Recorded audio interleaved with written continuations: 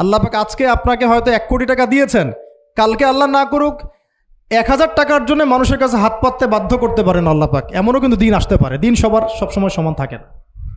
আজকে আপনার কাছে 1 কোটি টাকা আছে, কিছু মনে হচ্ছে না, কালকে কে জানে আল্লাহ না করুক যে 1000 টাকা কারো কাছে চাইতে হচ্ছে, 1000 টাকার জন্য ঠেকে গেছেন, হতে পারে না? তো রিজিককে মানুষ তাজিম না করলে রিজিক দূরে চলে যায়। দুটো বিষয় খেয়াল রাখবেন, দুটো বিষয়। এক হচ্ছে মাঝে মাঝে মনের মধ্যে কিছু আমল করার ইচ্ছা আসে না? মনে হলো যে আচ্ছা একটু 10টা আয়াত পড়ি, মনে আসে না? মাঝে মাঝে এমন মনে হয় না? ওই সময় এই যে মনের মধ্যে যে এই ইরাদাটা জাগ্রত হওয়া, এটাকে আমরা বলি ওয়ারিদ। অন্য ভাষায় আপনি বলতে পারেন মেহমান। কি বলতে পারেন? এটা আল্লাহর পক্ষ থেকে আপনার কলবের মধ্যে মেহমান হিসেবে এসেছে। এখন আপনি যদি আমলটা করেন, সেই মেহমান বারবার আপনার কলবে আসবে। যদি আপনি ওই সময় আমলটা না করেন, মেহমান চলে যাবে, মেহমান অসম্মানিত হলে পরে আর আসবে না। একইভাবে রিজিক আল্লাহ পাক দিয়েছেন, এর তাজিম যদি করতে পারেন রিজিক বেশি আসবে। রিজিকের তাজিম সম্মান করতে না পারলে রিজিক আসবে না, বেশি কমে যাবে। উসমান রাদিয়াল্লাহু আনহু সবচেয়ে ধনী ছিলেন না? কেন জানেন? কেন? এটা কি জানেন কেন ধনী ছিলেন?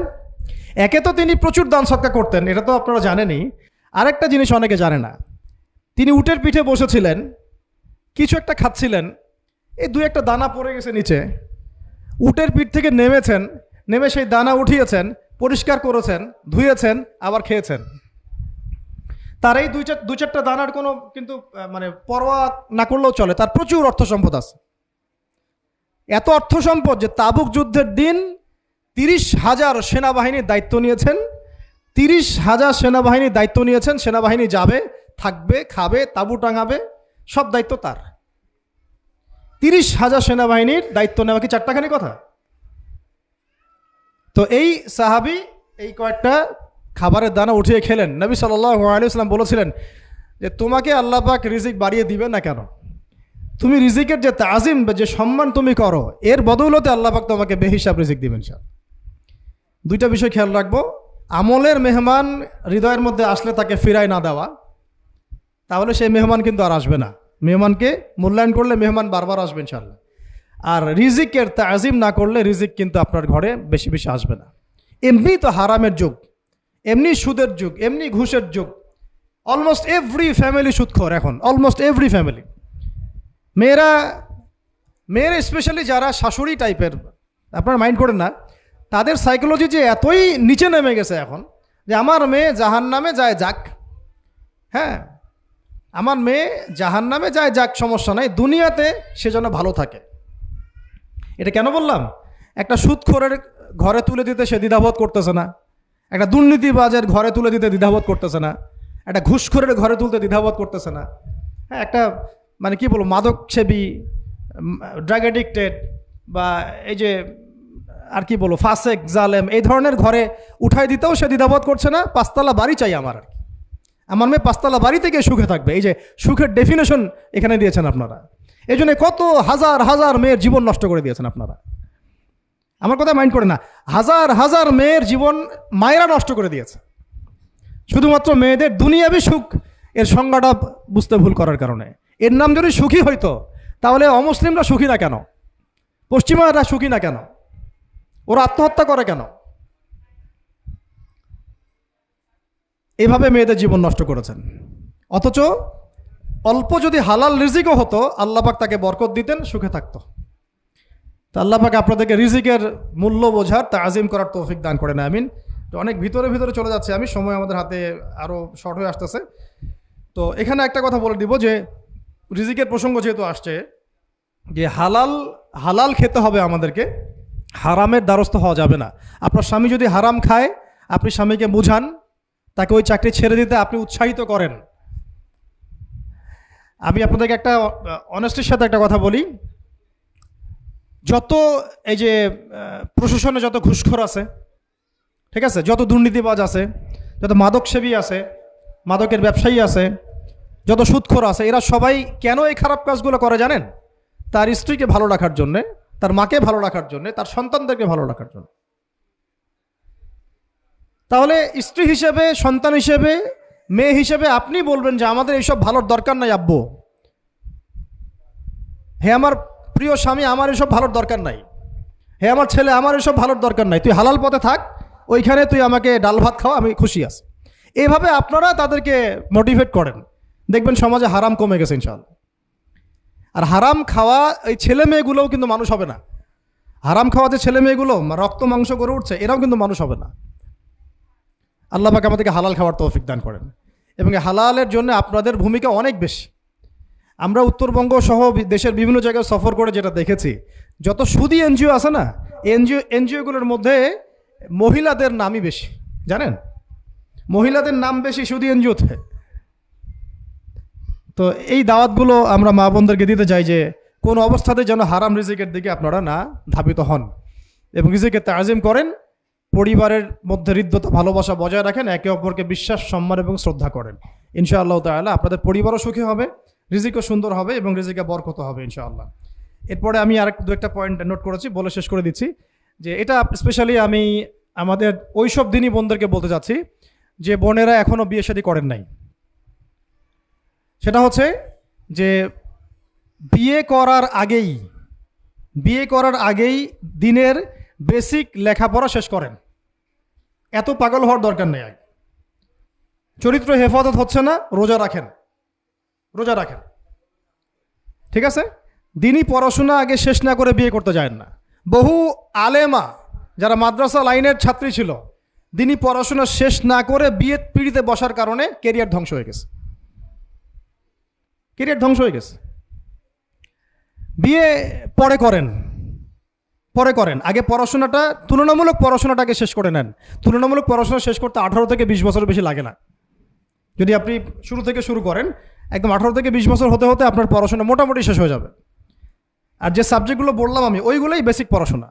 এখন এটা হয়তো সবার ভাগ্যে নসিব নাও হতে পারে, সেক্ষেত্রে বিকল্প অপশন আমরা যাব। কিন্তু আগে মূলনীতি হচ্ছে একটা লেভেল পর্যন্ত পড়াশোনা করার পরেই বিয়ে করেন, কারণ বিয়ের পরে আপনার যত রেসপন্সিবিলিটি আসবে, এটা তখন পড়াশোনা মেনটেন করা এতটাও সহজ না, প্রায় অসম্ভবের পর্যায়ে পড়ে যায় আর কি। আর দু একটা বাচ্চা কাচ্চা হয়ে গেলে তো তখন আর কোনো কথাই নাই। তাহলে আপনারা কি আমাদেরকে আয়েশা রাদিয়াল্লাহু আনহার মতো একটা প্রজন্ম দিতে পারবেন না? যদি এটা আপনাদের উদ্দেশ্য হয়, সেক্ষেত্রে কি পড়াশোনা শুরু থেকে করা উচিত না? এখন এই সুযোগটা আমাদের সব বোনদের সামনে হয়তো থাকে না, এই জন্য আমরা বললাম যে বিকল্প অপশনগুলোতে আপনারা দিন শেখার চেষ্টা করেন। আর এরপরে যখন বিয়ে করবেন, পড়াশোনা মোটামুটি শেষ হয়েছে, বিয়ে করবেন, এখন 18-20 বছর বয়স হয়ে গেছে, এখন আল্লাহর ওয়াস্তে দুনিয়াবি বিষয়কে সর্বোচ্চ অগ্রাধিকার দিয়েন না। আজীবন পস্তাবেন, এবং একবার পস্তানো শুরু করলে এই পস্তানো আজীবনও শেষ হবে না।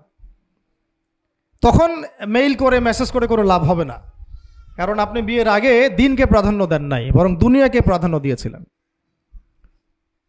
আপনি বিয়ের আগে দিনকে প্রাধান্য দেন নাই, বরং দুনিয়াকে প্রাধান্য দিয়েছেন। যখন আপনি সবসময় পরকালকে, আল্লাহকে, তার রাসূলকে প্রাধান্য দিবেন, দিনকে প্রাধান্য দিবেন, দুনিয়া আল্লাহই গুছিয়ে দিবেন। আর যখন আপনি দুনিয়াকে সর্বোচ্চ অগ্রাধিকার দিবেন, দিন আপনার কাছ থেকে দূরে সরে যাবে। দিনের একটা গায়রত আছে, একটা ব্যক্তিত্ব, দিনের একটা স্বতন্ত্র গায়রত আছে, সে সবার কাছে ধরা দেয় না। যে তাকে মূল্যায়ন করে তার কাছেই দিন আসে, যে তাকে মূল্যায়ন করে না তার কাছে দিন আসে না। তো দিনদার ছেলেকে প্রাধান্য না দিয়ে বিয়ে করতে যায় না, জীবনটা ধ্বংস হয়ে যাবে। হ্যাঁ, আমি বলছি না দিনদার ছেলে মাদ্রাসাতেই থাকে, না, ইঞ্জিনিয়ার লাইনেও থাকতে পারে, ডক্টরও হতে পারে, ইঞ্জিনিয়ারও হতে পারে, কিন্তু এটা বাহ্যিকভাবে এটাকে জাস্টিফাই করাটাও ডিফিকাল্ট। কিছু ক্রাইটেরিয়া দেখে আপনি একটু আন্দাজ করতে পারেন, পুরোপুরি হয়তো কখনোই বুঝতে পারবেন না। সেটা হচ্ছে দিনের প্রতি তার ফিকির কেমন, দিন নিয়ে তার কাজ কেমন, তার লাইফস্টাইল কেমন, তার পরিবার কেমন, কোন পরিবেশে সে বড় হয়ে উঠেছে, তার একাডেমিক্যাল সার্টিফিকেট কেমন, তারপরে তার দাওয়াতের মেহনতে অ্যাক্টিভিটিস আছে কিনা, বা ব্যবসা হালাল কিনা, বা চাকরিটা হালাল কিনা, নামাজ ঠিক আছে কিনা, তার মধ্যে সুন্নাহ আছে কিনা, এগুলো কিছু বাহ্যিক সাইন যেগুলো দেখে আমরা একটা আইডিয়া নিতে পারি। তারপরে বলবো যে এখানে 100% আপনি এনশিওর হতে পারবেন না, ওইটা আল্লাহ পাকের হাতে। তো ওইটাও যদি এনশিওর করতে চান তাহলে কি করতে হবে? তাহলে নিজেকে দিনদার হতে হবে। আমি নিজে যদি ভালো দিনদার হই তাহলে ইনশাআল্লাহ আল্লাহ পাক আমাকে দিনদার স্ত্রী দিবেন। নিজে দিনদার না, তাহলে কি রেডিমেড দিনদার ছেলে আসবে? কখনই আসবে না। দোয়া করতে হবে, রব্বানা হাব লানা মিন আজওয়াজিনা ওয়া যুররিয়াতিনা কুররাতা আ'য়ুন ওয়াজআলনা লিল মুত্তাকিনা ইমামা। দোয়া করতে হবে যে রব্বি হাবলি মিনাস সালিহিন, রব্বি হাবলি মিন লাদুনকা যুররিয়াতান তাইয়্যিবা ইন্নাকা সামিউদ দুআ। এই বিষয়গুলো দিকে খেয়াল রাখবেন। আর শরীয়তের মেজাজ মাথায় রাখা। শরীয়তের মেজাজের কথাটা আজকে এই জন্য বলছি যে আমরা আমাদের দেশে যে প্রবলেমটা দেখি, ইসলামের পূর্ণাঙ্গ বিষয়গুলো মানুষ মাথায় রাখতে চায় না। ইসলামে যেমন নামাজ, রোজা, হজ, যাকাত আছে, ইসলামে কিন্তু দাওয়াত, তাবলিগ, জিহাদও আছে, তাই না? ইসলামে কিন্তু শরিয়া আইনও আছে, হুদুদ, কেসাস আছে, ইত্যাদি আছে। আমাদের সমাজে দেখেন নামাজ শব্দ পরিচিত কিন্তু কেসাস শব্দ পরিচিত না। কেসাস মানে কয়জন জানেন যে কেসাস শব্দ অর্থ কি? অনেকেই জানে না। কিন্তু কেসাস একটা কোরআনের একটা ফান্ডামেন্টাল বিধান যে কেউ যদি আপনার চুরি করে হাত কেটে ফেলতে হয়, কেউ যদি ব্যভিচার করে বেত্রাঘাত করতে হয়, বিবাহিত হলে রজম করতে হয়, কেউ যদি মোরতাদ হয় তারও মৃত্যুদণ্ড শাস্তি আছে, কেউ শাতেমে রাসূলকে গালি দিয়েছে তারও মৃত্যুদণ্ড আছে। এরকম অনেক বিধান আছে, হুদুদ এবং কিসাস আছে। হত্যার বদলে হত্যা, চোখের বদলে চোখ, জানের বদলে জান। আমাদের সমাজে এগুলো পরিচিত না। নামাজ পরিচিত কিন্তু, তাসবিহ তাহলিল পরিচিত, ঠিক আছে? এরকমই সমাজেও বহু বিবাহ এটা অপরিচিত। হ্যাঁ, আপনি একটা বিয়ে করে বাইরে 4টা 5টা 6টা মেয়ের সাথে খারাপ সম্পর্ক করলে সমাজ এটাকে প্রমোট করে, এটাকে কাছে আসার গল্প নাম দেয় আর কি। কিন্তু একটা মেয়ের পুরো জীবনের রেসপন্সিবিলিটি আপনি নেবেন হালালভাবে, তখন সমাজ আপনাকে বাঁকা চোখে দেখবে এবং বিতর্কিত করবে। তো আমরা এখনও ওই ইসলামের ওই মেজাজে যাইতে পারি নাই। আমার মেয়েকে বড় করার সময় এটা তার মাথায় ছোট থেকে দেওয়া উচিত যে হ্যাঁ, ইসলামে কিন্তু বহু বিবাহের ব্যাপারও আছে, ওকে ওইভাবেই ওই মেজাজেই বড় করা উচিত। এখানে আরেকটা প্রশ্ন আসতে পারে যে এটা তো ঐচ্ছিক। অবশ্যই ঐচ্ছিক, কেউ চাইলে করতে পারে, কেউ চাইলে নাও করতে পারে, সবার উপর এটা ফরজ না, কখনোই না। এবং এটাকে আমরা বড় স্কেলে এটাই সুন্নত এটাও বলতে পারবো না। ওইটা একটা নির্দিষ্ট প্রেক্ষাপটে অ্যাপ্লাই করার বিষয় ছিল। যেমন উহুদের যুদ্ধ হয়ে গেছে, অনেক মেয়ে এতিম হয়ে গেছে, এখন এই মেয়েগুলোর দায়িত্ব কে নিবে? বহু বিবাহের ব্যাপারটাতে আসলো তখন সূরা নিসার আয়াত যে তোমরা এখন পছন্দ হলে মাসনা সুলাসা রুবা' করতে পারো। এটা কাউকে ফরজ করা হয় নাই, কারো উপরে ফরজ করা হয় নাই। যার সামর্থ্য আছে তোমরা করতে পারো, খালাস। ওই মেয়েগুলোর দায়িত্ব নিয়ে নেওয়া হলো রাষ্ট্রীয়ভাবে, এবং তারা সম্ভ্রম পেল, সম্মান পেল, গার্ডিয়ানশিপ পেল, তাদের সমস্ত অধিকার ফিরে পেল। এটা ইসলামের একটা বিধান আছে। একেবারে এটাকে বাদ দিয়ে এটাকে অস্বীকার করা, কুফরি করলে কিন্তু কোরআনের সাথে আপনার কুফরি হয়ে যাবে। আপনার নিজস্ব রুচিবোধ থাকতে পারে যে আমি এটাকে পছন্দ করি না, সেটা আপনার ডিসিশন, এটা কোনো সমস্যার কিছু নাই। এমনকি ইসলাম আপনাদেরকে বলেছে যে মেয়ের অনুমতি ছাড়া তাকে বিয়েও দেওয়া যাবে না। সবার নিজস্ব জায়গা থাকতে পারে, কিন্তু ইসলামের প্রত্যেকটা বিধানকে মাথায় রাখা যে এটা ইসলামের একটা অংশ। না হলে আমরা অনেক সামাজিক সমস্যার সমাধান দিতে পারবো না। বাংলাদেশে এখন 6 লক্ষ মেয়ে আছে যারা এতিম, অবিবাহিতা, বিধবা, আরও বেশি। আমরা রাষ্ট্রীয়ভাবে তাদের কোনো ব্যবস্থা করতে পারবো না, সম্ভব না। তো এইখানে মেয়েদেরকে, যেহেতু মেয়েদের মধ্যে আমি কথাগুলো বলছি, এই জন্য আমি এই কথাটা টাচ করলাম যে ইসলামের পূর্ণাঙ্গ বিষয়গুলো আমাদের মাথার মধ্যে রাখা, যে আমাদের যেন এমন কোনো বিষয়কে অস্বীকার করে না বসি যেটা আবার আমাকে ইমান থেকে বের করে দিবে। আমার নিজের আমল না হতে পারে, আমি নিজে সেটা পছন্দ না করতে পারি, বা আমার মতামত থাকতে পারে, সেটা আলাদা ইস্যুস। কিন্তু ইসলামের বিধানগুলোকে আমরা কোনোভাবে যেন ডিনাই করতে না যাই, এটা আমাদের মাথায় রাখতে হবে।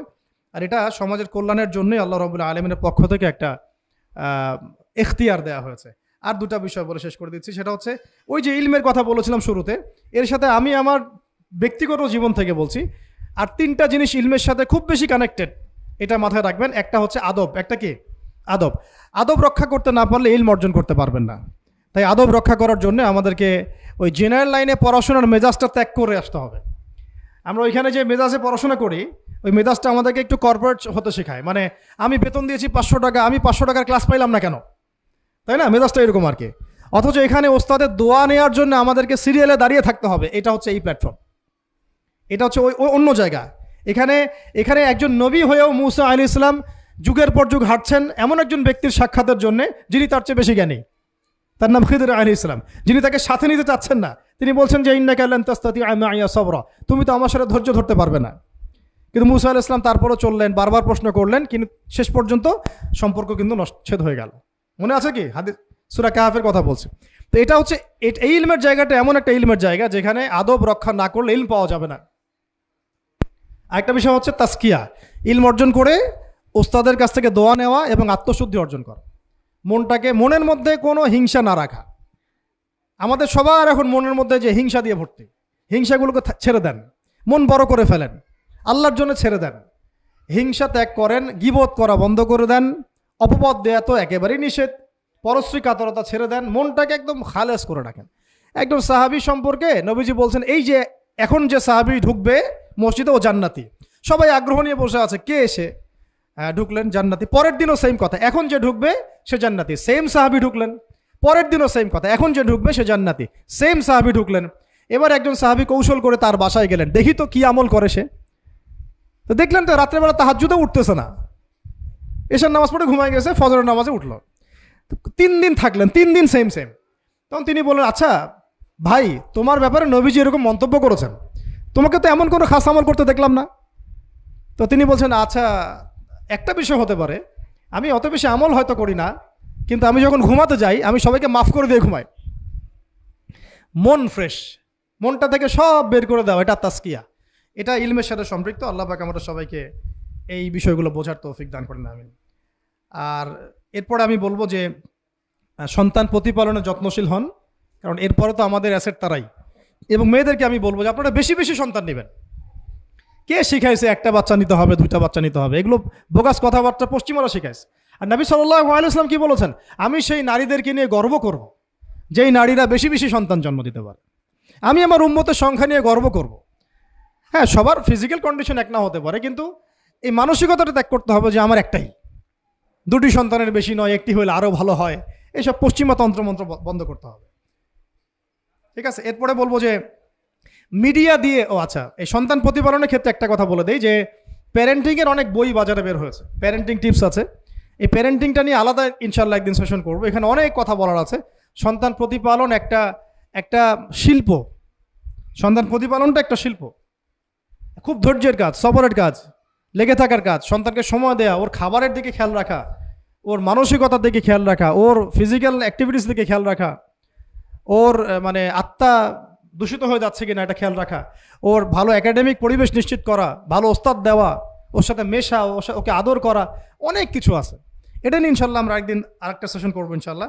তো সন্তান প্রতিপালনের সাথে আমি বলবো যে প্রচলিত যে মিডিয়াগুলো, এই জি বাংলা, স্টার জলসা, এই যে পিছনে লেখা আছে যে অপসংস্কৃতি, এক কথায় বিজাতীয় অপসংস্কৃতি, এই মিডিয়াগুলো বাসা থেকে বন্ধ করে দেন বা একেবারে। টেলিভিশনের দরকার নেই বাসায়। অনলাইনে আমরাও কিছু কিছু ক্ষেত্রে আসলে আমরাও অনলাইনের মধ্যে ডুবে গেছি। আমি নিজেও ফিকির করছি, চেষ্টা করছি এখান থেকে বের হওয়ার জন্য। আপনারাও বের হন, মানে প্র্যাকটিক্যাল জীবনে আসেন। এটা একটা ভার্চুয়াল জগৎ, এখান থেকে আমরা যা দেখি এটা আমাদের মাথার মধ্যে প্রভাব বিস্তার করে। বহু সামাজিক ঘটনা এবং পারিবারিক অঘটন এই ফেসবুক, ইউটিউব থেকে হচ্ছে। এই কন্টেন্টগুলো দেখা আমাদেরকে বন্ধ করতে, বাস্তবতার সাথে এগুলো কোনো সম্পর্ক নাই। আমাদের কিতাব পড়ার অভ্যাস বেশি করে বাড়াতে হবে, ওস্তাদদের সহবতে যাওয়া, আমল করা, কান্নাকাটি করা, দোয়া করা, ইস্তেগফার করা, আল্লাহর সাথে কানেকশন। আল্লাহ পাক আমাদেরকে মিডিয়ার এই রং ঢং বলি আমি, মিডিয়ার এই রং ঢংগুলো ত্যাগ করতে হবে। মিডিয়া একটা কিছু দেখলে আমাকে কেন কিনতে হবে? কেন আমি একটা মিডিয়াতে দেখলাম যে এরকম একটা নতুন অর্নামেন্টস আসছে, আমাকেই কেন কিনতে হবে? কেন আমাকে, কেন আমি ওইটার জন্য আবার বাসায় চাপ দিব? কেন ওইটা আমি আমার পরিবারে ফাসাদ সৃষ্টি করার কারণ হবে? প্রয়োজন নাই। আর আমাদের মানে মাদ্রাসার মেয়েদেরকেও এইসব থেকে দূরে রাখতে হবে, মিডিয়া থেকে দূরে রাখতে হবে। মানে সব মিডিয়া উপকারী না, বরং মিডিয়ার মধ্যে 99%ই ইসলামিক মিডিয়া না।